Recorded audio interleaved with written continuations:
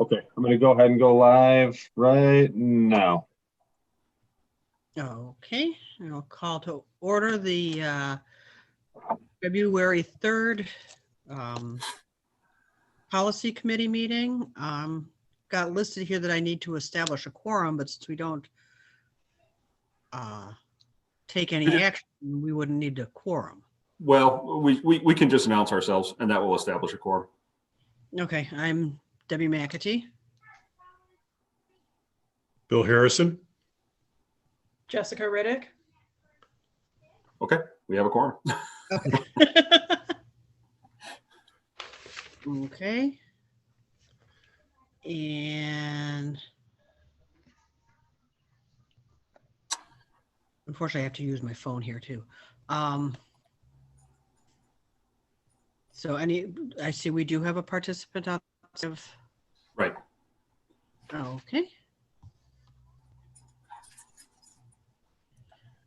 So do we have any public comment? Mike, have we received any notification? Or Leticia? We have not received any requests to share public comment, and we have not received any written public comments. Okay, thank you. Then I presume we can just go on to our policy discussions. Yes, indeed.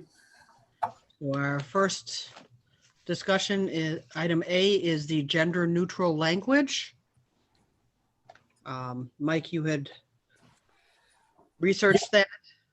Yeah, so in speaking with Ken Carter over at IASB, he suggested that, as they're doing the review of the entire policy manual, that it would be a pretty significant undertaking to capture all of the various pronoun uses throughout the board policy manual, as well as the fact that because quite frankly, not always is gender neutral language being adopted in code, in regulation, things of that nature.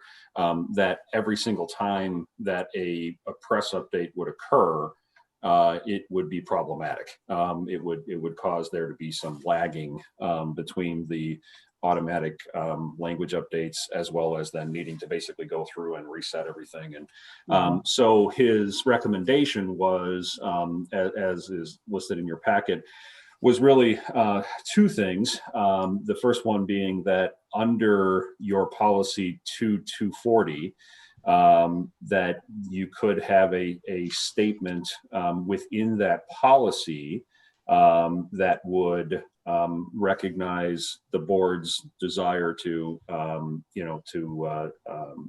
utilize, a gender neutral, format.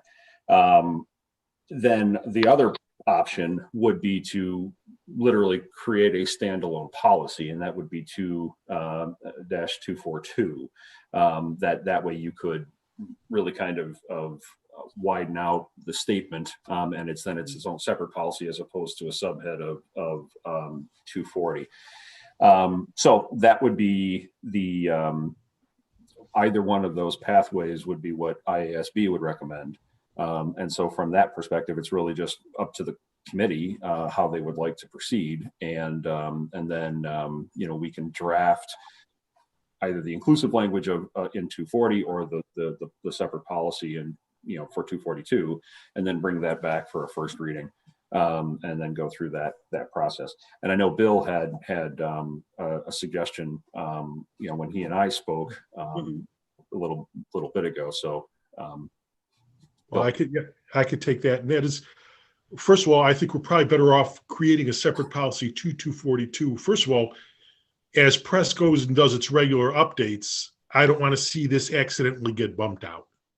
And therefore, if we created a 242, we could say something, and I'm looking for the language that I sent over, that says, while the language in policy tracks with that is contained in state and federal statutes, language contained herein shall be considered gender neutral.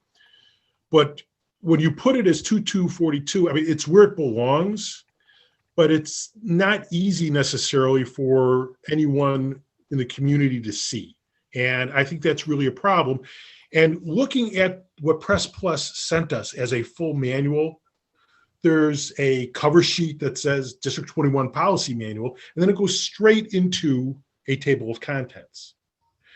It doesn't seem to me there should be any problem putting a page in between the cover page and the table of contents that says the same thing that a policy 2242 could say, that language herein tracks with what is required by state and federal statute.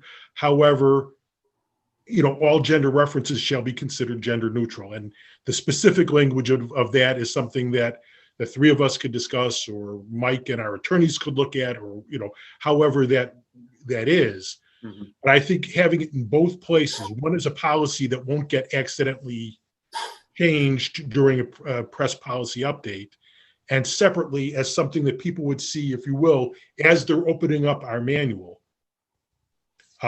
would fully express our intent without going through the work of changing every policy and then having to do it every time with the press update as well. Okay, yeah. Jessica and I were just talking about this because we both feel really strongly, at least I think we do. One thing we had thought of is, do we want to submit a resolution to the committee for the November meeting asking IASB to adopt either a belief statement or actually go in and go for legislation, and as each policy is updated, not asking them to go out and change the entire manual right now, but every policy is updated at least every 5 years. So within the next 5 years, everything could be updated that way. That way it wouldn't be overly burdensome on anyone. And if they were to lobby to the legislators that this needs to be changed, especially when it refers to public education.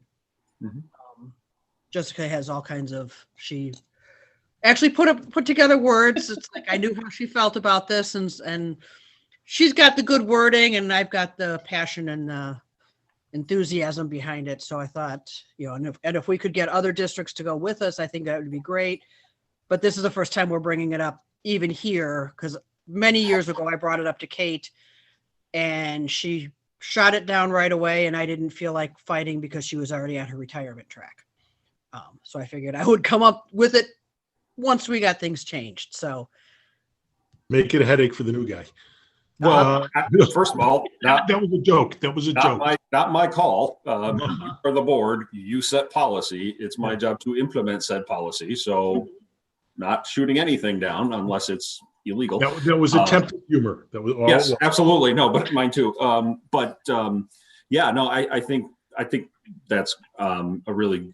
I mean, actually, both of these things on separate tracks are really good options for you. So, but Jessica, sorry, you were getting started to speak, and I was just going to say I really like Bill's idea of having a separate statement before the manual even starts. I hadn't considered an option like that, and I'm really glad you did, Bill. I really like that, and I'd like to see us try to put something like that together.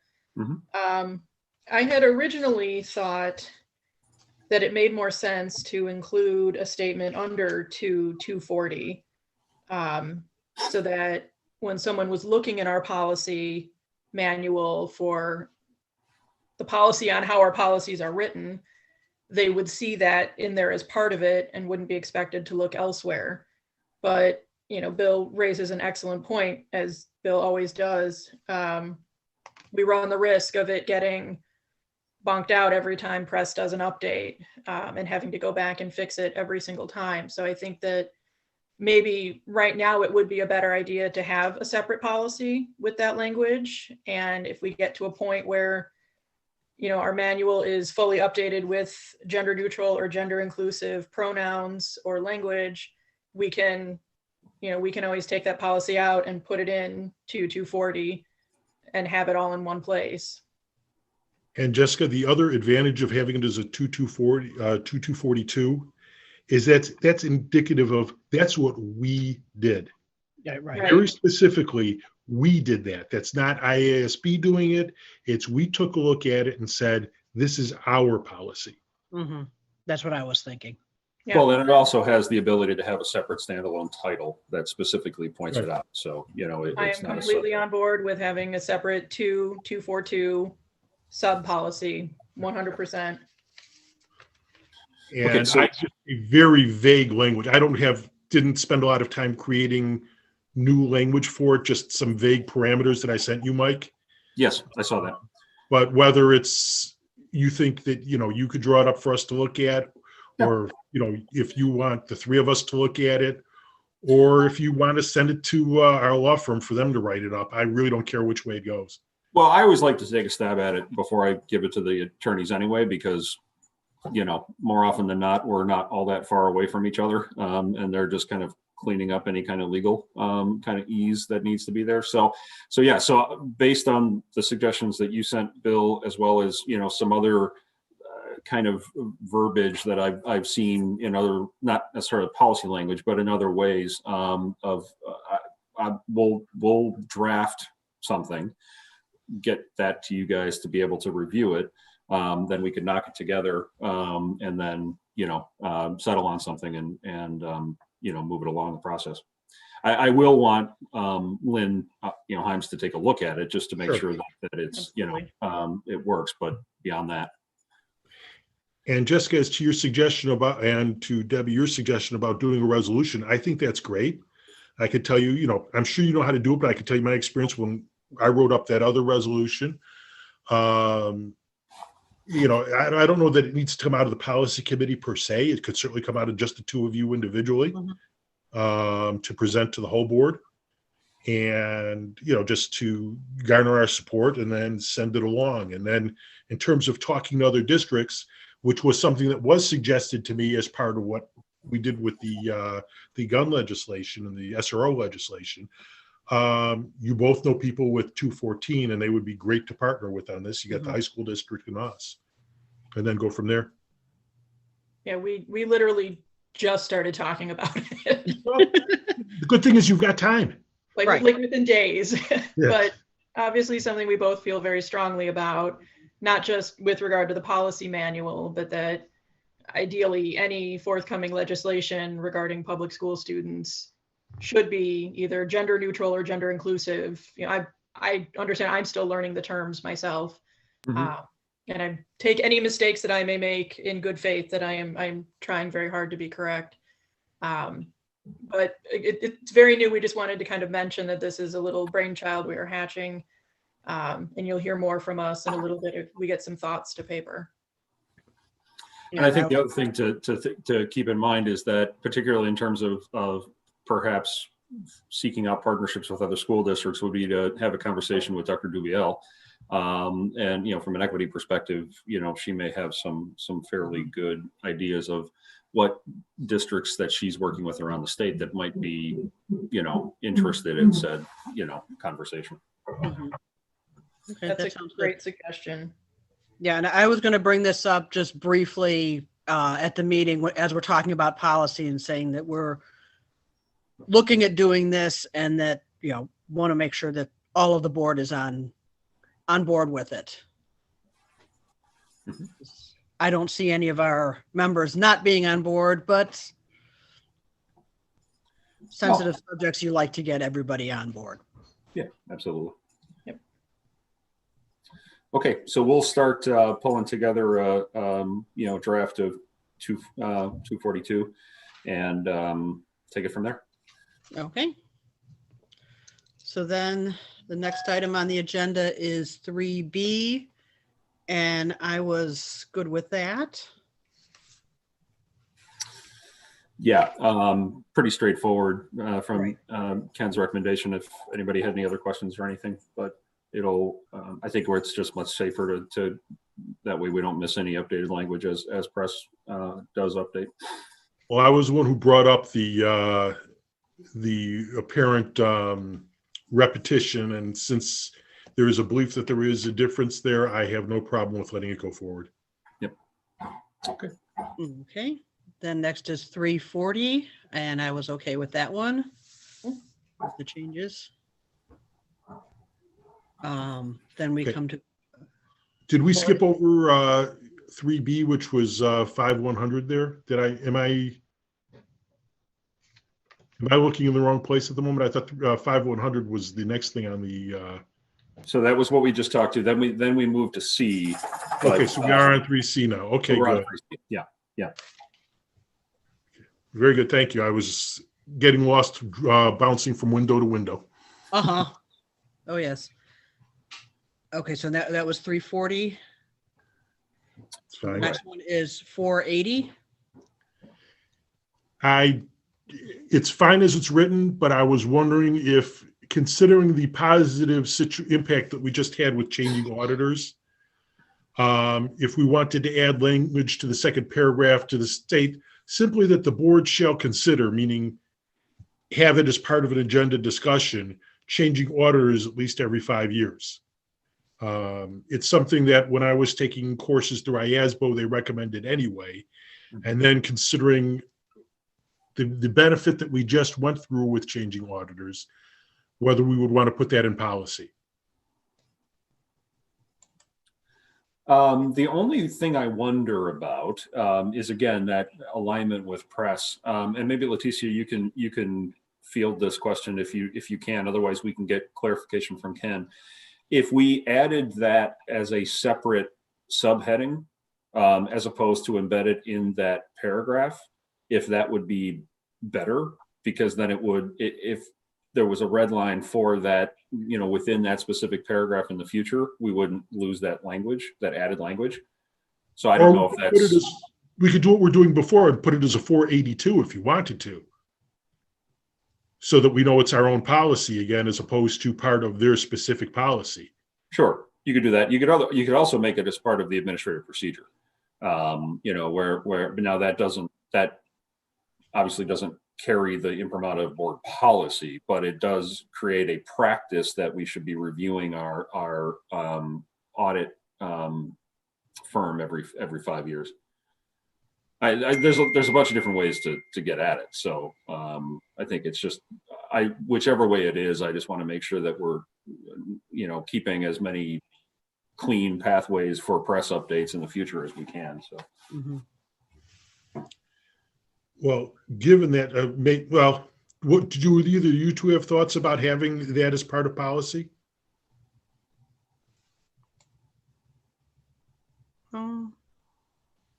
Sorry, I was just having some board docs problems here. It just kicked me out and then wouldn't let me back in for a little, and I think I missed the last minute of discussion there. On policy 480, I was suggesting adding language, and then perhaps instead is a policy 482 that would require the board to consider hiring a new auditor every 5 years. Okay.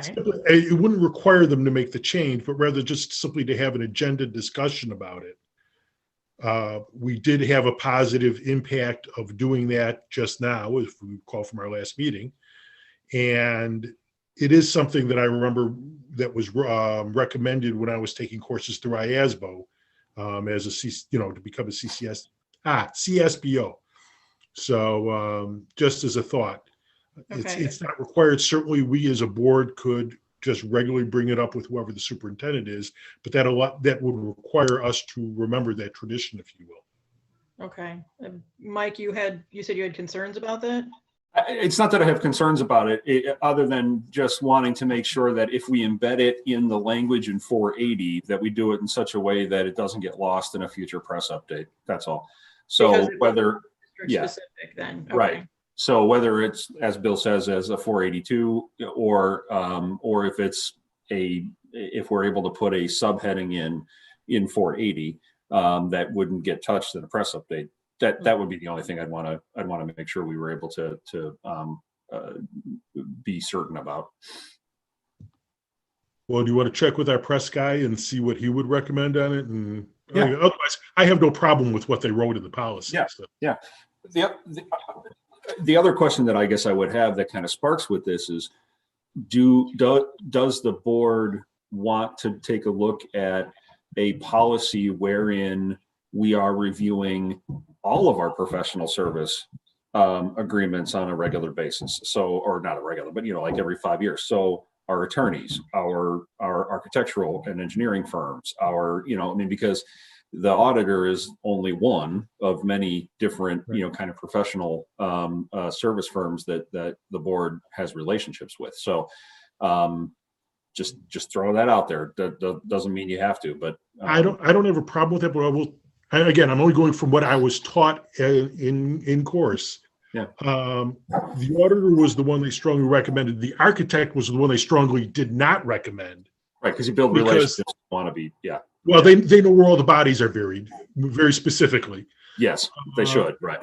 And their comment with the attorney was that should really be a discussion between the board and the superintendent, because the superintendent and the administration has a lot more of the day-to-day access and work with the law firm.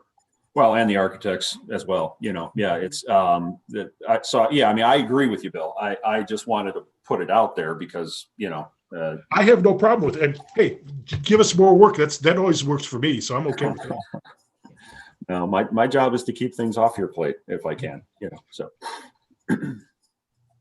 But yeah, we'll ask Ken, what's the best way to get at this, and either way, we'll put that in place. Okay.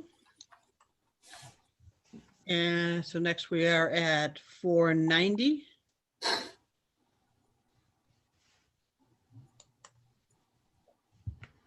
The student activity and fiduciary funds. I got a thumbs up from Bill, so. Okay, good. 150. Okay, Jessica, you okay? 620. I like Bill's way. Well, Debbie, what we should figure out a way is on Zoom, you know how you have the raise your hand thing? There should be a thumbs up button. There is. Where? They're supposed, maybe not in webinar. Okay, because on regular meetings, there's a button that's called reactions, and you can actually do like little clapping things and whatever. But you're right, I don't see it on this one right now. So maybe Mr. Frantini has restricted access to some of those things. Well, this works for me, so I'll just keep doing this. We're good. Okay. So then we should be on to 6340, which is listed on the agenda as 320. So we're all good there. Okay. 7100.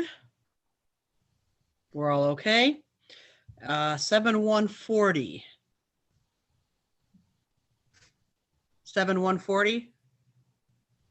I think Jessica's having an internet issue right now. She can't hear us. Yeah. What is going on with my Zoom here? Can you hear Okay, me? we can hear you now. You're back now. I'm back. Okay. We're on 7140.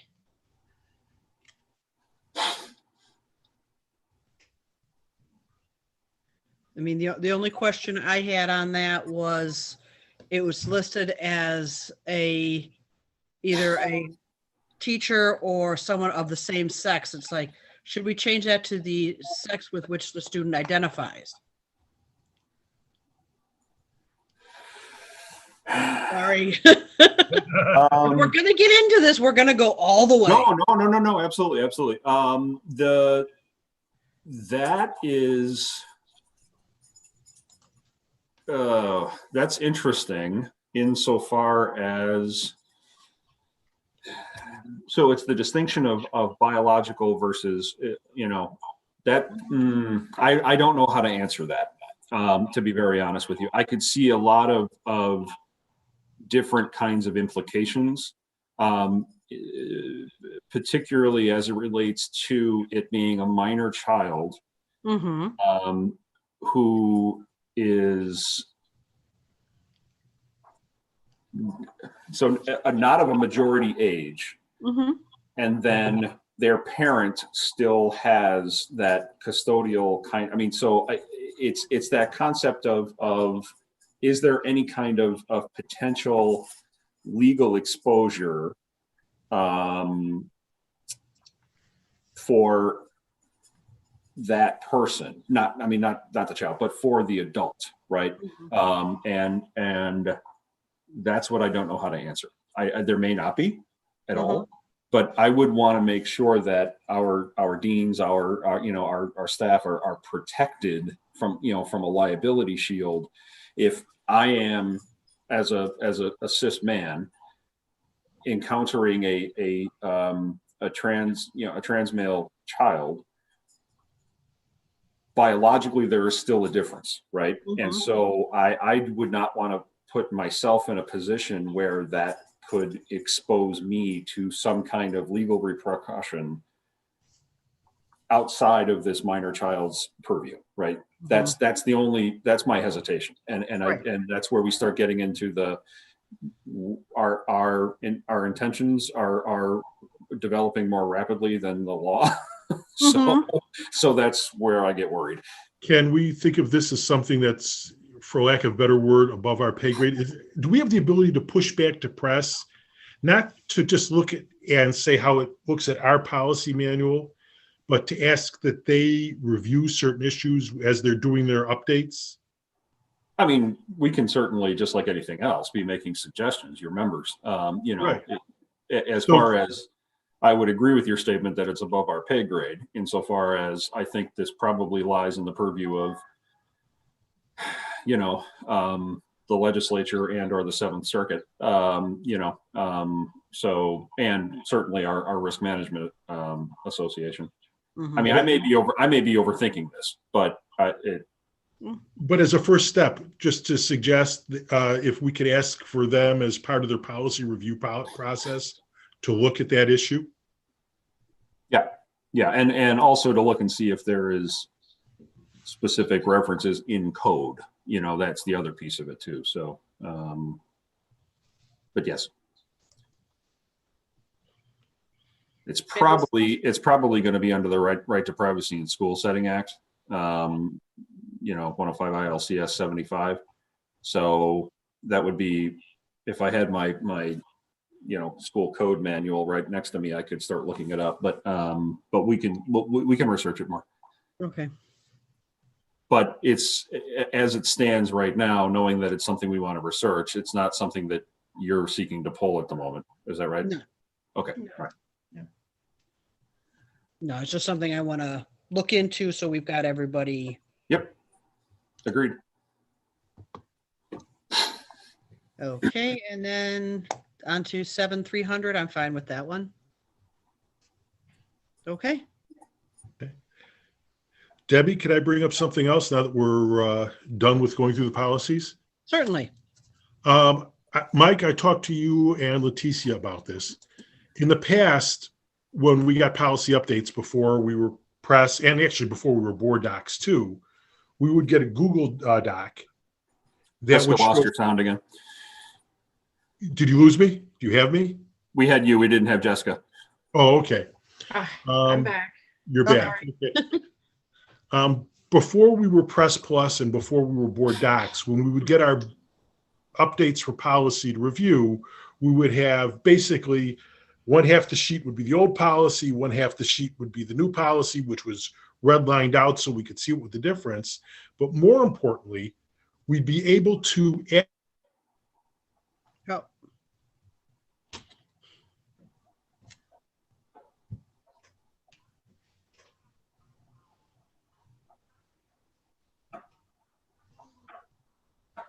No. Oh, I just got a message. It said I was unstable. Am I Okay. back? You're back You're now. back now. Where did I, should I start from the beginning again? Pretty much. Yeah. Yeah. Okay. Back in the beginning, we did, before Press Plus and before board docs, we would get a Google sheet that would have one half the page would be the old policy, the other half would be the new policy, redlined out so we could see what the changes were. But more importantly, we'd have the ability to annotate along the side, right in at that point where we thought there might be a change necessary, or we had a question, whatever, and Mike would be able to see it, right? As we were doing it, it was set up so it wasn't an Open Meeting Act violation. Jessica couldn't see what I wrote, and I couldn't see what Debbie wrote, but Mike could see what all of us wrote and be prepared in advance for this meeting. Now with this, what I had to do for this meeting, I opened up board docs, got to this, then created an additional Google document that I was alongside that, printed up all my comments and emailed them separately to Mike. And I'm wondering if there is a way with Press Plus that we could set it up similar to what was done before. Because otherwise, I mean, it's doable, and I certainly didn't have a problem doing it. But Mike, you're going to get another 8-page set of comments like you did the time before this if we end up going through a big update, which seems rather unnecessary and more work on you. So I think, and I don't know, and Leticia, you can jump in here as well, but I think that one of the differences here is because we're still in draft, that we probably don't have the full functionality of Press Plus, like the system itself. Am I, making up things here, Leticia, or is that possible? No, Mike, you are correct. I'm not sure in regards to making comments and the administration being able to view them because we have not been trained. So we haven't seen that side of Press Plus yet. So hang in there with us, in other words. Okay. And once we get a fully approved manual and we have the full access, then we can figure it out. And if it's not there, then we can get on. I mean, there's always workarounds, right? Some way or somehow. So we can get on it from that perspective then. Okay. Yep. But because I agree with you, it's kind of like the whole point is to try and keep it as streamlined as possible. So and with it being PDF and searchable PDF, once it's all done, it shouldn't be a problem. I mean, even through Adobe, Acrobat, it should, there should be the ability to do it. So I'll take your word for it. You're already beyond my technical experience. I just know what I would like to be able to do. How I do it, I have no idea. Yeah. And if we can't figure it out, that's when I go down to Mike Frantini's office and say, fix it, so. I like making my thoughts and notes in the document itself. It's one less piece of paper. Yeah. I have to track down. Yeah, agreed. Okay. Sounds good. All right. All right, so we'll check with Ken on those few items and take it from there. Okay, so. Well, Then good. we're on to just announcing our next Board of Education meeting, which is on Thursday, the 18th at 7 o'clock. And we will be in person. Yes, we will. We're back in phase 4, so we're up to 50 in a space and all that good stuff. So yep, we will be in person. Okay, awesome. Are we going to be back in the boardroom? Yes. Oh. Yep. Yeah, we'll have the overflow space, available. I do have a suspicion that we might have more folks in the audience because just there's a steady stream of interest about, what next steps are in terms of transitioning, back to a full day. I'm getting, a handful of emails pretty much every day about it. So, and what I'm telling them is we're actively working on things and we will be bringing it to the board to discuss on February 18th. So I assume that there will be a level of interest, which might also be because we'll still be broadcasting. The public comment may come in over the air as opposed to in person, but we'll see how that goes too. So Okay, that sounds good.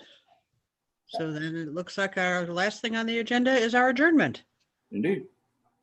So I adjourn at 2:34. That's great.